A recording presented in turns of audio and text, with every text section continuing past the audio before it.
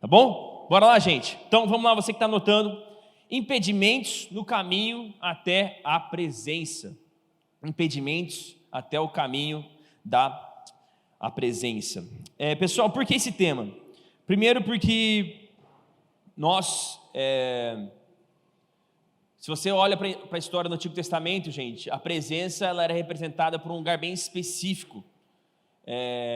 Depois da história de Moisés, não sei se você lembra, você tinha o Santo dos Santos, onde a Arca da Aliança ficava, e aquilo era a representação da Arca da presença de Deus. E fazendo um paralelo com o que nós vivemos hoje, todos os dias nós precisamos ir para esse lugar do Santo dos Santos, onde o Senhor ministra, onde o Senhor fala conosco, onde o Senhor ministra o nosso coração, onde nosso caráter é transformado. E esse tema surgiu lendo 2 livros durante essa última semana. O primeiro é A Paixão pela Presença, do John Bevere, um dos melhores livros que eu li recentemente. Não terminei de ler ainda esse livro, porque a gente está lendo com os pastores, a gente está lendo um capítulo por semana só. E outro livro que eu estou lendo é A Experiência, Experimentando a Presença de Deus. Não, eu esqueci o nome do livro, velho. É do Tozer. Eu peguei ele recentemente, faz na verdade 2 dias e eu li acho que 6 capítulos, porque o livro é tão maravilhoso, tão bom, que eu não consegui parar de ler. E lendo esses 2 livros, os 2 livros têm um capítulo que falam de coisas que impedem a gente de acessar a presença de Deus. E isso ficou muito no meu coração, porque nós, como igreja, temos sido visitados pela presença de Deus. A presença de Deus tem habitado no nosso meio, Deus tem feito grandes coisas, cultos maravilhosos, cultos que não acabam no horário que devem acabar, porque a presença de Deus simplesmente está no nosso meio. E isso é uma das melhores coisas que eu e você podemos experimentar nessa terra. Mas qual que é o problema? Sabe, lembrando do Geração Livre, eu lembro de um momento no Geração Livre, no culto de domingo de manhã, você lembra do Geração Livre, do culto de domingo de manhã? Eu acho que foi um dos dias que eu mais chorei na minha vida. E eu lembro de maneira muito específica, eu não quero expor ninguém, mas eu lembro de maneira muito específica, mover acontecendo, Deus, só a presença de Deus habitando no nosso meio, coração, você olhava para o lado, um monte de coração quebrantado, todo mundo se derramando na presença de Deus. Mas no meio da loucura, no meio do culto, não tem hora para acabar, num momento assim, eu olhei para cima na galeria e eu vi uns 4 adolescentes. Os 4 assim, sentados na cadeira, com os pezão em cima do metalzinho que tem lá na galeria, no celular, ou conversando, jogando, sei lá o que estava fazendo, completamente a par daquilo que Deus estava fazendo no nosso meio. E essa é a realidade da nossa vida. Na nossa caminhada cristã, existem coisas que podem nos impedir de nos aproximarmos da presença de Deus. Existe o lado de Deus, quando Deus nos visita, que é a vontade dEle, mas eu e você, na nossa caminhada cristã, nós podemos dar alguns passos, alguns gatilhos, algumas faíscas, como a gente conversou durante a conferência, que nos aproximam de Deus. Só que na nossa caminhada cristã, eu quero voltar que eu estava falando a respeito do Antigo Testamento, depois da história de Moisés. Na nossa caminhada cristã, nós precisamos continuamente ir para esse lugar do Santo dos Santos. E qual que é o problema? Na nossa vida nós temos coisas que nos impedem de ir até esse lugar. Nós temos coisas que impedem a gente de acessar esse lugar. Eu não sei, talvez para alguns seja a ansiedade. Você é uma pessoa extremamente ansiosa, sua cabeça fica cheia de coisa, você tem às vezes até crises. Talvez você é uma pessoa cheia de medos, coisas tomaram o seu coração, coisas do passado, que aconteceram no passado, pessoas que fizeram coisas na sua vida, fizeram coisas para você, que te marcaram de uma maneira muito profunda. ou sei lá, tantas outras coisas. Ou o sentimento da sua identidade, de você não ser aceito perante Deus, que você olha para o seu passado e você diz, nem a pau que Deus vai me aceitar. Sei, pode ser qualquer outra coisa. Existem vários motivos para que eu e você, a gente seja impedido de ir até a presença de Deus, habitar nesse lugar onde a presença de Deus está se manifestando. E essa é a minha introdução, bem curta, porque eu quero falar de 3 coisas que nos impedem de acessar a presença de Deus.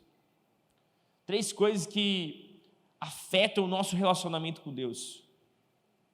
Porque, gente, nosso relacionamento com Deus é algo diário. Você todos os dias precisa ir para a presença de Deus. Todos os dias você precisa separar um tempo do seu dia, buscar em Deus, ler a sua Bíblia. Você fala, Deus não fala comigo, meu irmão. Lê. Isso aqui é Deus falando. Se você não sente arrepio quando você faz o seu devocional, você não sente aquela voz. Eu já tive algumas experiências onde eu ouvi a voz de Deus de forma muito audível. Mas a maioria das vezes, Deus fala comigo através de versículos. Bíblia, leitura. E a primeira coisa, o primeiro impedimento que eu quero que você anote aí é o coração idólatra. O coração idólatra. A primeira coisa é o coração idólatra.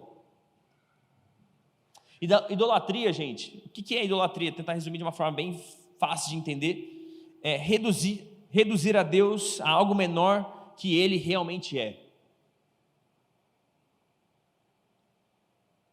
É o amor excessivo por algo que não seja Deus. Ou seja, por quê? Por que é reduzir a Deus a algo que Ele realmente é? Porque Deus deveria ter um lugar de primazia no seu coração. E o que acontece com a idolatria? A verdade é que a idolatria é você coloca algo no lugar que deveria ser só de Deus. Esse algo, essa alguma coisa tem um lugar no seu coração que deveria ser só de Deus, de mais ninguém ou de qualquer outra coisa. Olha o que Ezequiel, capítulo 14, versículos 1 e 5. Nossa, quero pedir perdão para o pessoal da mídia, eu não mandei os versículos. Ezequiel, capítulo 14, versículos 1 ao 5, diz assim: algumas das autoridades de Israel vieram e se sentaram diante de mim. Então o Senhor me falou: filho do homem, estes homens ergueram ídolos em seus corações e puseram tropeços ímpios diante de si. Devo deixar que eles me consultem? Ora, diga-lhes: assim diz o soberano Senhor: quando qualquer israelita erguer ídolos em seu coração e puser um tropeço ímpio diante do seu rosto, e depois for consultar um profeta, eu, o Senhor, eu mesmo responderei a ele conforme a sua idolatria. Conforme a sua idolatria. Então, o que acontece? Deus, Ele fala aos nossos corações de acordo com o nosso nível de idolatria. Entenda o que eu vou falar. Talvez você está esperando uma voz de um trovão no seu quarto. Tipo, Deus falar com você de maneira precisa, audível, clara. Mas Deus não está falando por causa do nível de idolatria que existe no seu coração. Você não está escutando a voz de Deus de forma clara, porque existe coisas no seu coração que tem tomado o lugar de Deus.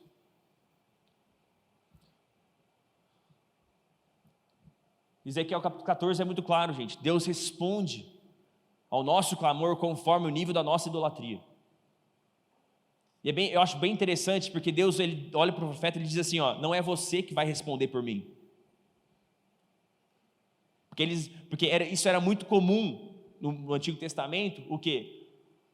Os profetas falavam, né, aquilo que Deus queria que eles falassem, comunicavam algo da parte de Deus. Então, o que acontece? Que interessante. Deus, Ele fala assim, não, Ezequiel, eu não preciso de você. Eu vou deixar muito claro que eles não vão ouvir a minha voz. Vou deixar muito claro que eles não vão ouvir a minha voz, por causa da idolatria que existe no coração deles. E A Ana, durante o tempo de louvor, durante o momento profético, ela falou a respeito de coisas que têm tomado o nosso coração. Olha como Deus é. Eu não falei para a Ana, até durante a semana me perguntou o que eu ia ministrar, e eu não falei para ela. Falei, estou orando,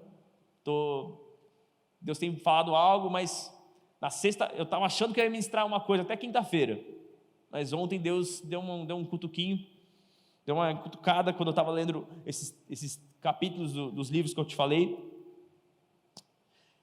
Gente, a verdade é que Deus não responde quando temos coisas em nossos corações que têm tomado o seu lugar.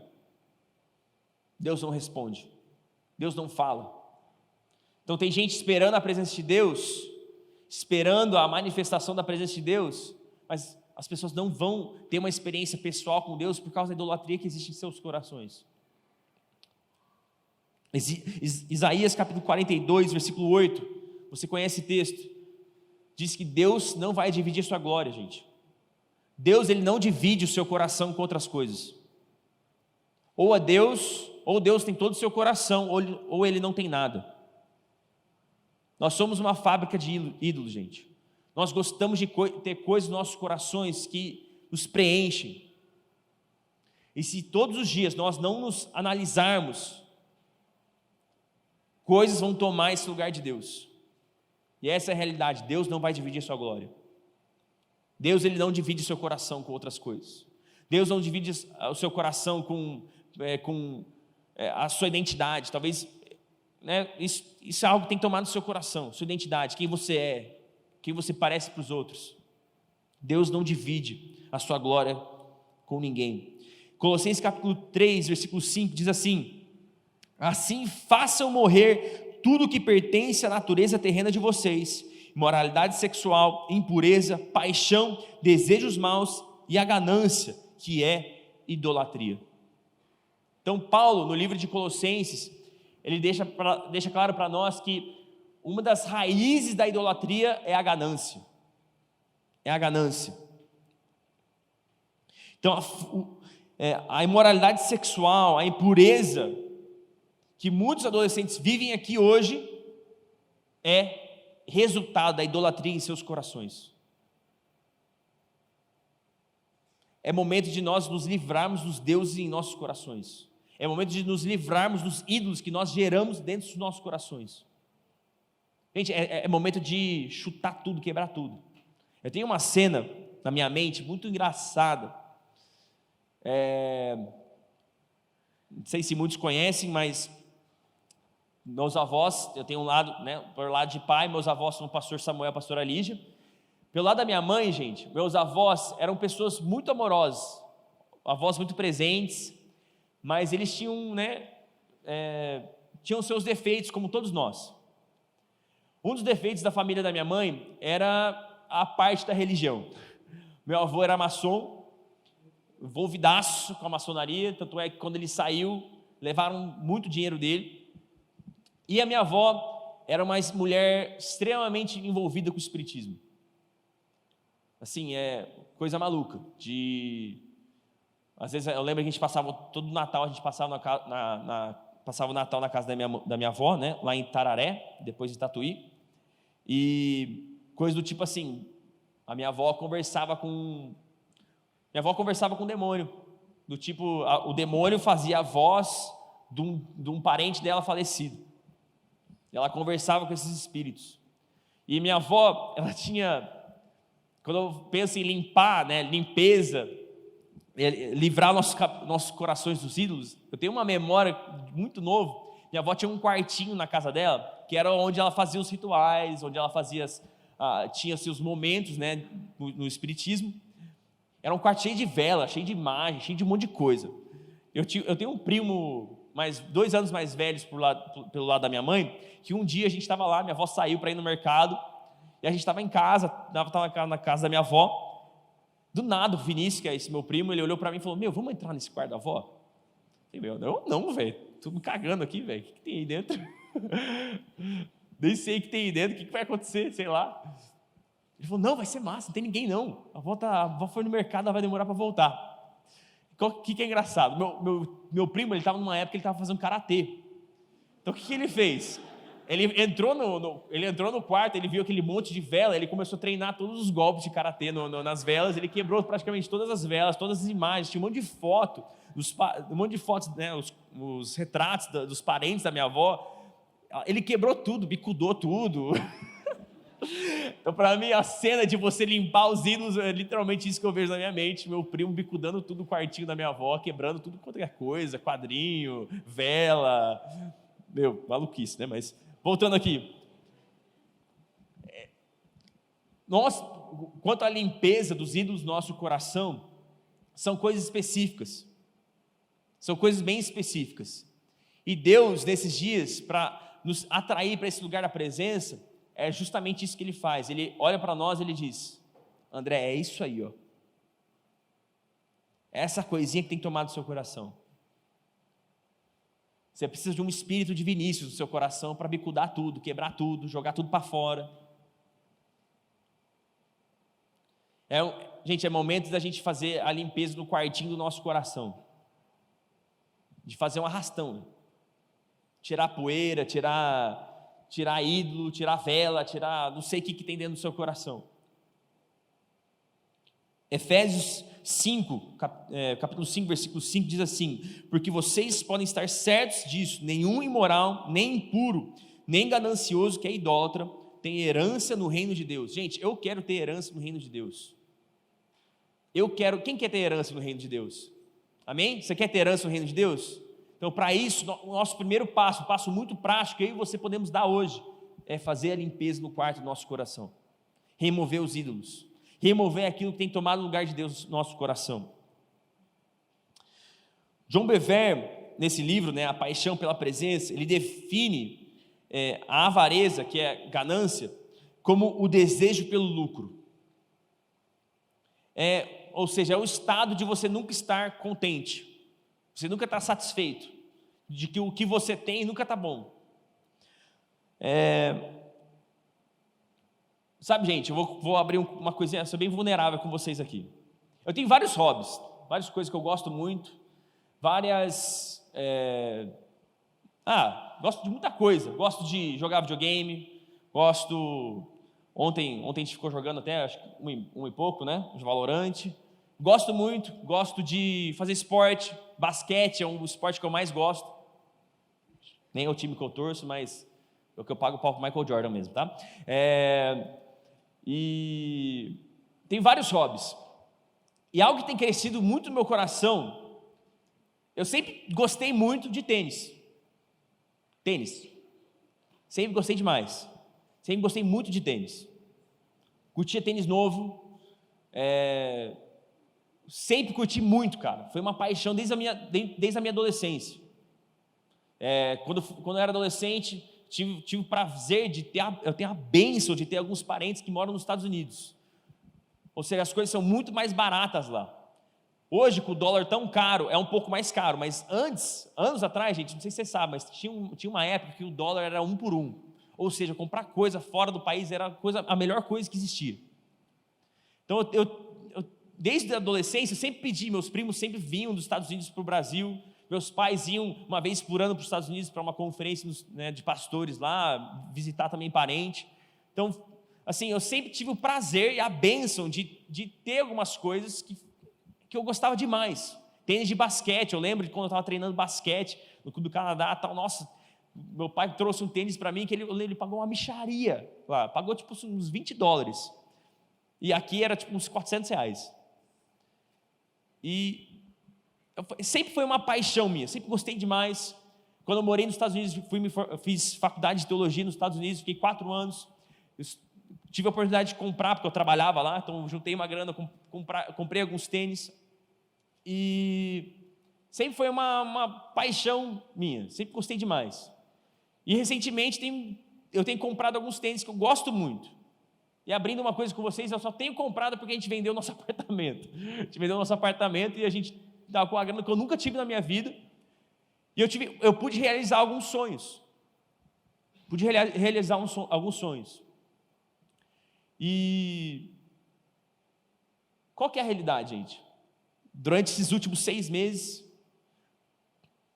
comprando alguns tênis que eu gosto muito, No momento que o pastor Davi falou a respeito da oferta especial, você ouviu a respeito da oferta especial que tem no mês que vem? Comecei a orar, né? Falei, Deus, eu creio que o Senhor tem uma quantia específica que o Senhor quer que a gente dê. Creio que tem algo específico que o Senhor quer que a gente, né, abra a mão, tal, não sei o quê. Comecei a orar em casa, orar com a Isa, e Deus foi muito claro. Deus foi muito claro, gente. Deus pediu um tênis. Para vocês pode ser a coisa mais tosca, e eu entendo, mas para mim é algo que custa, porque é algo que eu gosto, é algo que eu gosto demais, é algo que eu gasto o meu tempo vendo sabe, você vê vídeo no YouTube, sei lá, de qual assunto que você vê, sei lá, filme da Marvel, eu vejo filme de moda de streetwear, de tênis, essas coisas assim, eu vejo os caras gringos, o que eles estão usando, eu curto isso, é uma coisa que eu gosto demais. Eu gasto meu tempo com isso. E Deus olhou na minha cara e falou, André, eu quero isso que tem tomado o seu tempo, isso que tem te chamado a atenção, isso que você gasta todos os seus dias procurando, vendo no Instagram. Eu quero isso, eu te peço isso. E num momento eu falei, pô Deus, acabei de comprar o tênis, velho. Acabei de comprar. E foi um tênis muito específico. Foi um tênis que o Michael Jordan usou, é o Jordan 4 que eu comprei. Cara, eu gosto demais daquele tênis. Gosto demais, velho. E Deus, eu ouvi de Deus de forma muito específica, muito clara. Deus está pedindo os nossos corações, gente. Deus está pedindo aquilo que tem tomado os nossos corações. Para você pode ser uma coisa completamente diferente. Você pode achar que eu compartilhei com você uma coisa bem tosca, e eu entendo. Porque para você tênis não tem valor algum. Você usa o mesmo tênis todos os dias. Mas para você pode ser outra coisa. Você está aí cochichando, não sei o que, você está, né, pastor, que droga. Né, gente? É aquilo que tem tomado o meu coração. E Deus está olhando para mim nesses dias, falando, André, o que está pesando mais, cara? O que pesa mais no seu coração? O que tem de mais valor?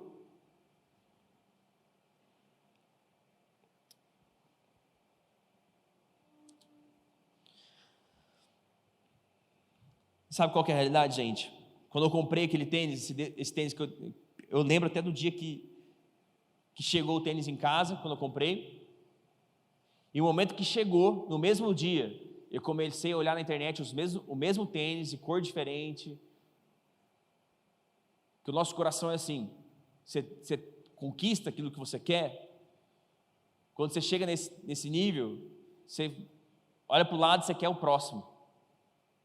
Porque é a ganância dentro do nosso coração. É aquilo, é profundo, sabe, gente? Sabe o que é engraçado? É você e Deus. É você e Deus, mano. Ninguém vai olhar na tua cara e falar, isso aí é ganância, tá? Isso tem tomado seu coração, é ganância.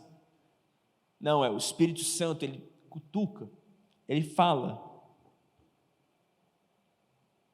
O último texto desse primeiro ponto é 1 Timóteo capítulo 6, versículo 10, você conhece esse texto?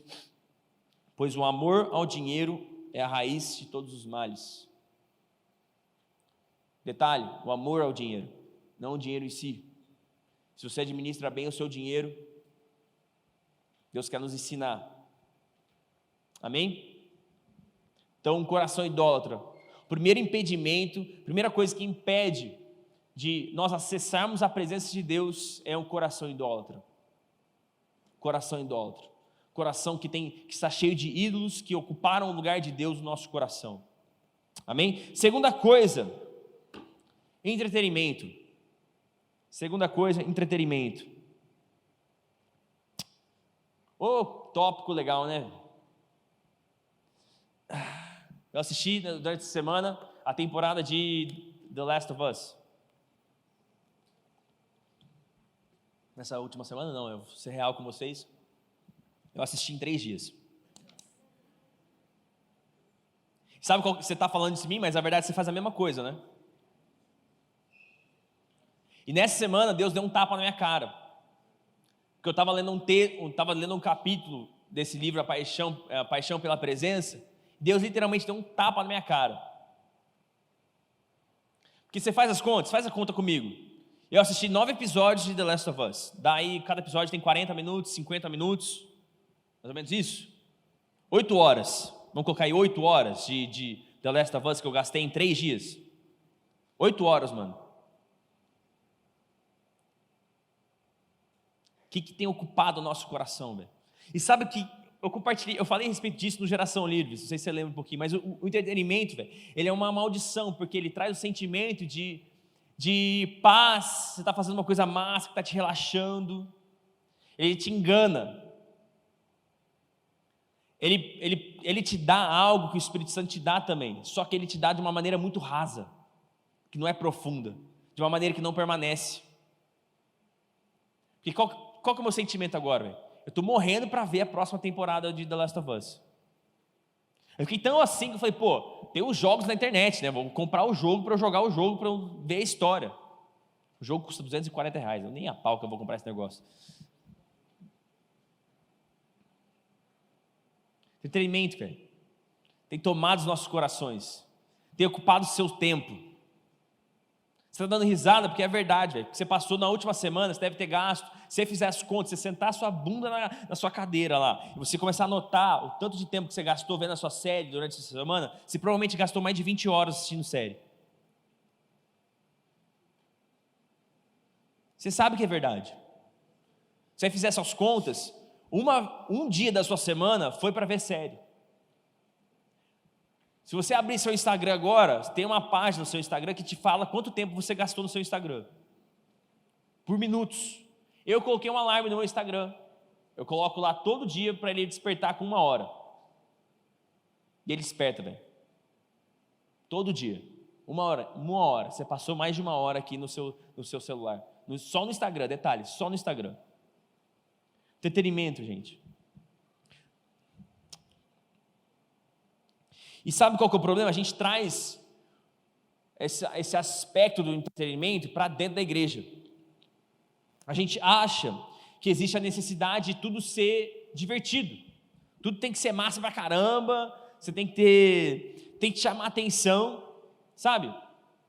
Por isso, quando a gente faz festa, se a gente fazer as contas aqui hoje tinha 250 cadeiras, se não me engano aqui, ou 280. Se a gente fizer as contas, deve ter 220 adolescentes aqui hoje, por aí, essa é a nossa média. Mas quando a gente faz festa, gente, dá 400, dá até mais. Ou seja, de pessoas que a gente tem registrado até no nosso sistema, não sei se você sabe, mas a gente tem um sisteminha que a gente controla as nossas células, quantas pessoas estão participando das células, mas em células a gente tem mais de 350 adolescentes, 350 mais ou menos. Ou seja, todo culto, faltam mais de 100 adolescentes no culto. Todo sábado que a gente faz culto. Você tem amigo que não está aqui hoje, você sabe. Teve amigo que veio na outra semana, mas não está aqui hoje. Por quê? Não é algo que chama atenção. É só mais um culto. É só mais um culto às 6 horas da tarde. É só mais um culto que tem louvor, o tempo lá de oferta, daí tem o vídeo dos avisos, daí tem o pastor que fala por 40 minutos depois. Não é divertido, não me chama atenção isso. E esse é um dos problemas, que se não é divertido, não é popular. Se não é divertido, não é legal. Se é divertido, eu não dou prioridade alguma. Vou te falar uma coisa, que eu li até nesse livro.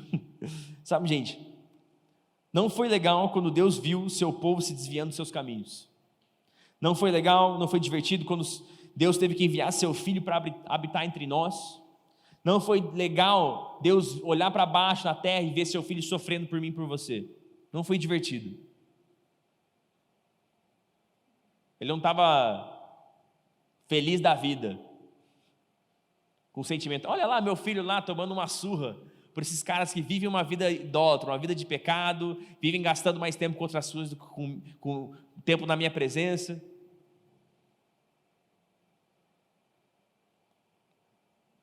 Sabe, gente, a nossa missão como igreja é chamar a atenção das pessoas para as coisas espirituais. Mas para isso, você primeiro tem que ter uma experiência com as coisas espirituais. Isso só se torna atrativo quando você começa a mostrar para os outros que as coisas espirituais são divertidas, são boas, que não existe nada igual. O remédio que fica na prateleira jamais curará ninguém. O alimento que permanece na geladeira não sacia a fome de ninguém. Provérbios 27, capítulo 7 diz assim: quem está satisfeito despreza o mel, mas para quem tem fome até o amargo é doce. O que quero dizer com isso, gente?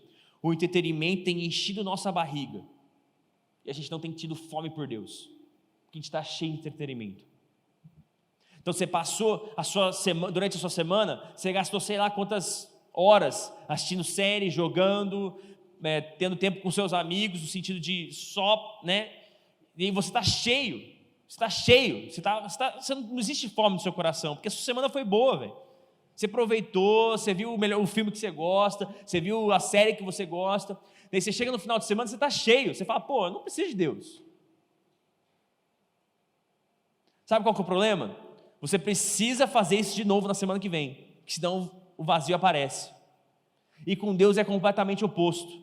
Você vem e se enche de Deus nessa semana, nesse dia, e você se enche no próximo dia, não porque você está vazio, mas porque você olha para Deus e você fala, não tem nada que se compara com você.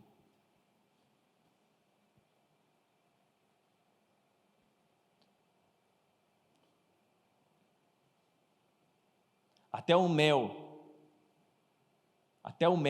que é você olhando na linguagem do Antigo Testamento, gente, o mel era usado para adoçar as coisas.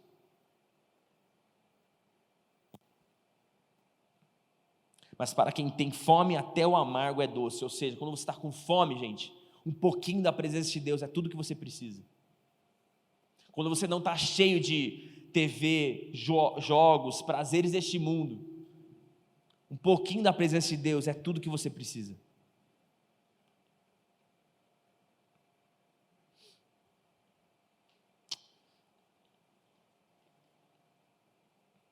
Não importa o quão melhor é essa refeição ou remédio, ou seja, a presença de Deus, o desprezamos por já estarmos cheios. A gente despreza as coisas de Deus, porque a gente passa a nossa semana enchendo a pança de coisas que não prestam. E quando chega na hora do banquete, na presença de Deus, a gente não está com fome.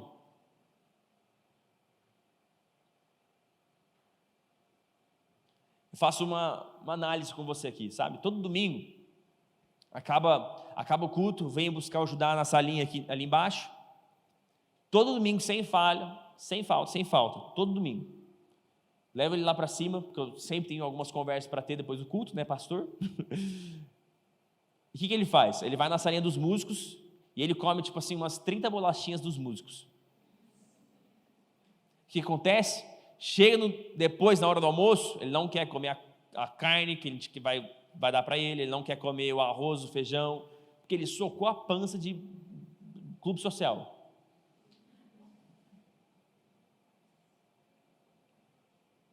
Clube social é melhor do que carne, gente. Se você prefere isso, se você tem algum problema, não quero nem saber. Então, eu sempre falo isso, gente, nós precisamos colocar na balança. Sabe, eu não estou aqui pregando um extremismo de você, que você não pode, se você não pode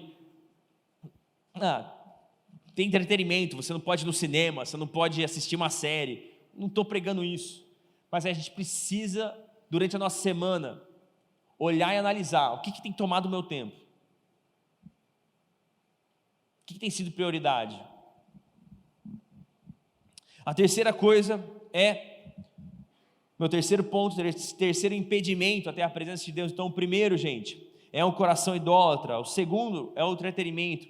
E o terceiro é uma consciência cauterizada. Consciência cauterizada. E para fazer esse ponto, né, Quero fazer esse ponto com você. O texto é 1 Timóteo capítulo 4, versículo 2. 1 Timóteo capítulo 4, versículo 2.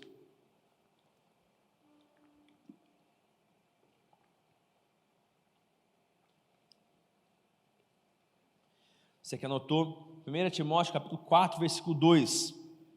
Diz assim: tais ensinamentos vêm de homens hipócritas e mentirosos, que têm a consciência cauterizada. Deixa eu te dar um pouquinho de contexto desse texto, tá? 1 Timóteo, gente, um dos temas principais do livro de 1 Timóteo são as falsas doutrinas, ou seja, os falsos ensinamentos. Então, Timóteo era um pastor que foi estabelecido, né, como pastor na cidade de Éfeso, de uma das maiores igrejas do Antigo Testamento. As pessoas estimam que a igreja de Éfeso tinha mais ou menos umas 20 mil pessoas. Uma igreja gigantesca, o evangelho cresceu, multiplicou naquele lugar. Qual é o problema que veio com esse crescimento muito repentino? A igreja começou a alcançar as pessoas de tudo quanto é a área da sociedade, e as pessoas começaram a trazer doutrinas e coisas da cultura pagã, de outras religiões. Então, por isso que no livro de 1 Timóteo, por exemplo, Paulo é tão enfático com as mulheres. Tem um porquê, tem uma razão. Mas isso é isso é coisa para outro momento. Então, Paulo está falando desses homens. Paulo está falando de homens aqui, gente, que têm a consciência cauterizada. Quem que são esses homens que tinham a consciência cauterizada? Eram homens e mulheres que estavam vindo para a igreja, ensinando essas falsas doutrinas, mas que já tinham passado por discipulado, já tinham sido cuidados, que Timóteo já tinha ensinado. Não é assim que ensina, não é essa doutrina, não é isso que a Bíblia quer dizer, não é isso que Jesus, não é essa que é a obra de Jesus na cruz. Por exemplo, um dos ensinamentos que Timóteo teve que batalhar contra, na cidade de Éfeso, era o qual? É que Jesus era apenas um espírito. Tinha uma galera dos gnósticos que ensinavam que Jesus era apenas um espírito. Por quê? O que eles criam? Eles criam que tudo que é material é ruim, tudo que é carne e osso é ruim. Então era impossível que o Filho de Deus, um homem perfeito, tivesse vindo em carne e osso. Eles literalmente pregavam que Jesus era um fantasminha, que ficou ensinando coisa boa por aí. Esses caras ensinavam isso. Esse foi um tipo de doutrina que Paulo e Timóteo tiveram que batalhar na cidade de Éfeso. Então Paulo já tinha ensinado esses homens. Não sei se você vai lembrar, no livro de Atos, Paulo já tinha passado na cidade de Éfeso mais de 2 anos ensinando e pregando o evangelho naquela cidade. Então, esses homens já tinham recebido a informação certa. Eles já tinham recebido a informação de que Jesus veio em carne e osso, e ele morreu numa cruz por mim e por você. Mas esses caras não veio, não era carne e osso. Então, o que Paulo quer dizer com uma consciência cauterizada? São homens que já tinham sido disciplinados, já tinham a informação correta, mas por livre e espontânea vontade viviam de forma errada, viviam pregando de forma errada. Ou seja, aplicando isso para mim e para você, o que é uma consciência cauterizada para mim e para você? É você que sabe o que é pecado e continua vivendo uma vida de pecado. Ou seja, a nossa vida de pecado causa em nós uma consciência cauterizada.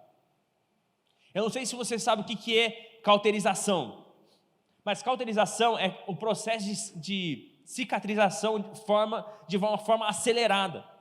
Você sabe, né? Quando você faz um machucado, sua pele faz uma casquinha, depois ela sara, daí ela fica bonitinha, parece que nem tem nada. Mas quando é cauterizado, isso era muito feito, por exemplo, principalmente nos tempos antigos, quando o cara, por exemplo, tomava uma flechada. O cara tomava uma flechada, para a ferida sarar logo, eles cauterizavam. Mas qual que é o problema da cauterização? Fica uma cicatriz gigantesca. A pele perde o sentimento. Tipo, você não consegue, você não tem, sensibilidade. Então, nós, quando vivemos uma vida de pecado, é como se o temor do nosso coração fosse embora. Você perde completamente o temor pelo que é errado, pelo que é certo. Sua vida de pecado vira comum, vira normal, nem pesa na tua consciência mais. Por quê? Sua consciência está cauterizada pelo pecado. Você ouviu, você já foi disciplinado, você já foi discipulado, já foi ensinado quais são os passos que você tem que dar, o que é certo, o que é errado. e você continua caminhando de maneira errada, você não pede perdão. Cauterização também é isso, é falta de perdão, gente. Porque nós vamos errar como seres humanos. Na nossa caminhada com Cristo, nós vamos errar. E a cauterização é a falta de perdão, porque perdão é restauração, gente. Perdão é reconciliação. O perdão faz com que as feridas se saiam da maneira correta. E essa é uma das maldições da nossa geração. Pessoas que sabem o que é certo, pessoas que já ouviram o que é certo e continuam caminhando de maneira errada. Continuam caminhando no pecado.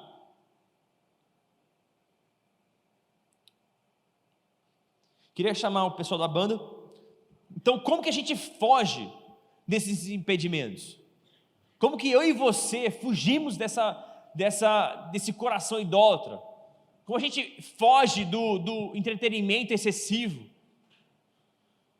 Como que nós fazemos isso? A Bíblia nos ensina alguns passos que eu e você podemos dar de maneira prática, que jogam esses impedimentos longe, que nos aproximam de Deus. Eu quero ler o primeiro. O primeiro está em Provérbios capítulo 4, versículo 23. Você conhece esse versículo, básico, simples e importante para todo cristão. Acima de tudo, guarde o seu coração, pois dele depende toda a sua vida. Ou seja, coração idólatra, você precisa guardar o seu coração. Eu e você precisamos guardar o que tem tomado o lugar de Deus em nossos corações. Nós precisamos guardar os nossos corações. São dias, você adolescente inserido na cultura, você precisa guardar o seu coração das flechas de Satanás.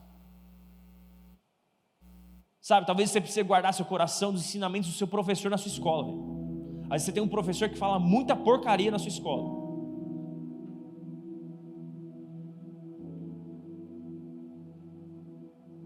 Guarde seu coração. Segunda coisa, nós precisamos lembrar e reconhecer que o espírito do mundo está em inimizade com Deus. Te dar um exemplo muito fácil de você entender. Eu gosto muito meu filme favorito de todos os tempos é Senhor dos Anéis. Conheço até as falas, sei até as falas de cor dos filmes, das versões estendidas. Sim, o filme tem 4 horas de duração. Eu amo Senhor dos Anéis. E teve uma série que saiu na HBO um tempo atrás, que era um pouco parecida, tinha a mesma vibe. E eu comecei a assistir ela. Vou citar o nome, Game of Thrones. Cara, eu não consegui terminar, não consegui continuar assistindo. Eu não consegui. Todo episódio tinha nudez, todo episódio tinha muita coisa acontecendo. Eu falei, não faz bem isso pra mim.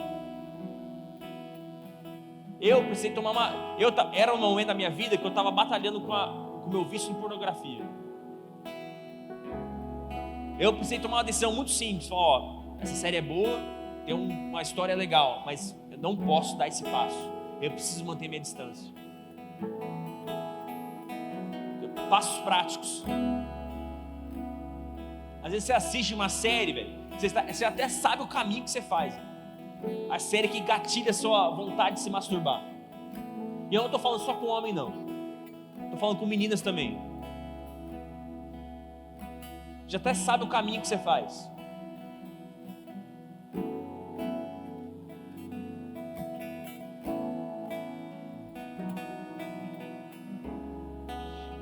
A terceira forma da gente fugir dos impedimentos está em Salmos 107, versículo 9.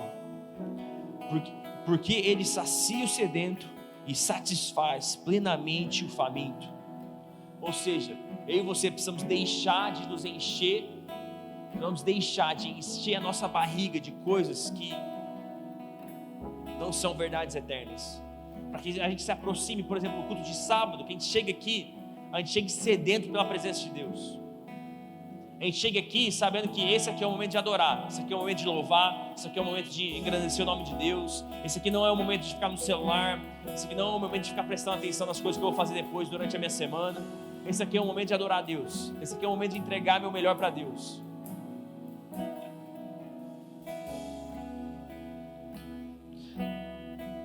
Deus quer fazer uma limpeza, gente, na casa. Deus quer fazer uma limpeza no nosso coração, para que Ele tenha o centro, para que Ele seja o centro, para que Ele tenha o devido lugar no nosso coração. Chega de corações idólatras, chega de coração que divide as coisas. Gente, Deus não dividirá a sua glória. Ou é Ele, ou é a presença dEle, ou não é nada. Ou o vento vai passar e você vai perder aquilo que Deus está fazendo.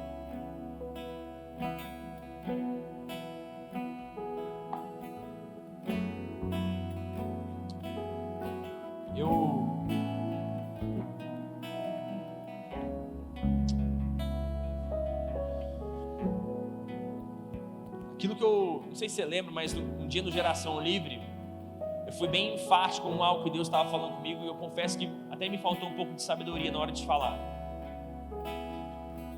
Porque existe no meu coração uma indignação com o que Deus está fazendo, no sentido de que eu olho para o lado e percebo pessoas que estão perdendo aquilo que Deus está fazendo. E eu falo isso com muito temor no meu coração, sabe por quê, gente? Eu fui o adolescente que fez isso.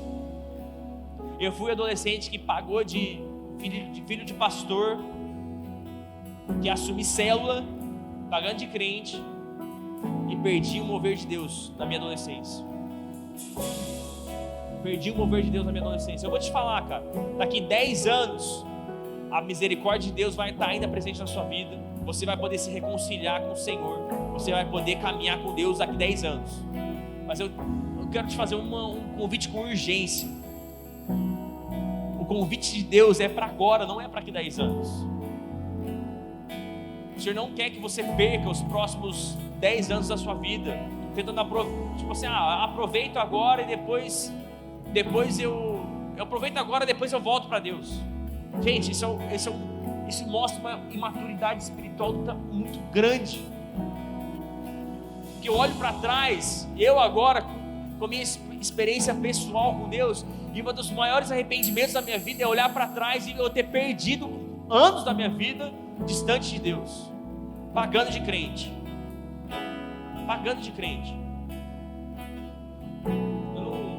Por favor, não faça o que eu fiz. Não faça o que eu fiz. Busque o Senhor agora. Busque o Senhor nesses dias da sua vida, na sua adolescência. Sabe, eu saio com alguns adolescentes e ouvindo, é muito lindo, cara, poder ouvir o que Deus tem feito na vida de alguns adolescentes.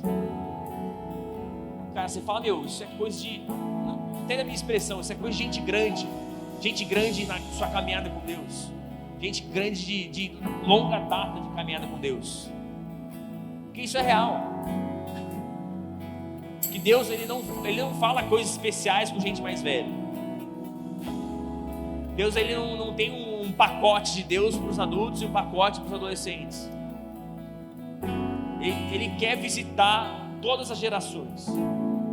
Ele quer visitar do mais novo ao mais velho. Não perca aquilo que é de Deus para você.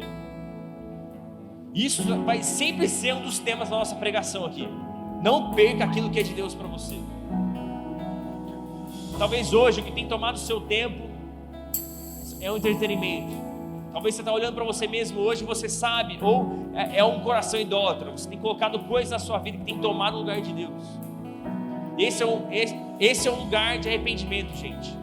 O avivamento vem com arrependimento. O avivamento não vem sem arrependimento. Na verdade, gente, deixa eu te falar uma coisa. Avivamento é arrependimento. Avivamento não é cura e milagre. Avivamento não é coisa grande, profecia. Avivamento é arrependimento de coração. É mudança de comportamento.